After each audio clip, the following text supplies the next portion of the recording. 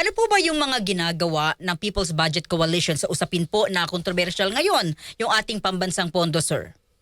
Yes po. Yung People's Budget Coalition po ay isa po kaming koalisyon ng iba't ibang organisasyon po. No? So, nasa 40 or 40 na po yung members namin. Ang gusto po namin ay yung iba't ibang sektor ay makialam at makilahok sa proseso po ng paggawa ng budget ng national government. Oo, pero 'di ba binigyan na ho tayo ng way para makita kung paano hinihimay-himay yung budget. Hindi ba sapat ito kahit po i-online or stream ng ating mga mababatas? Well, one way po is yung online, i-monitor po. Pero iba pa rin po yung epekto kapag may boses po. So yun po yung goal po sana namin na magkaroon po kami ng boses or inputs doon sa mga hearing po. No? So sa ibang batas, halimbawa, ini-invite kadalasan ang mga NGO or CSO para maging resource person.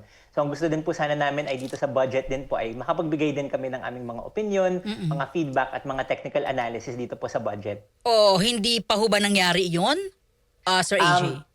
Opo, so nag-suggest po kami, nag-propose po kami ng guidelines kung paano kami pwede mag-submit ng mga position paper.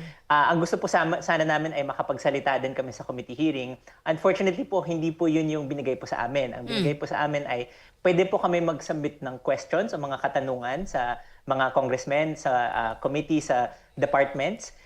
Pwede tayo mag-submit ng position paper, pero pag sa tapos na ng committee hearing. No? So wala po kaming boses sa mismong hearing, hindi po kami pwedeng tawagin ng mga committee chair. So yun po, medyo kulang pa po yung yung boses namin dito sa budget Okay, process. kung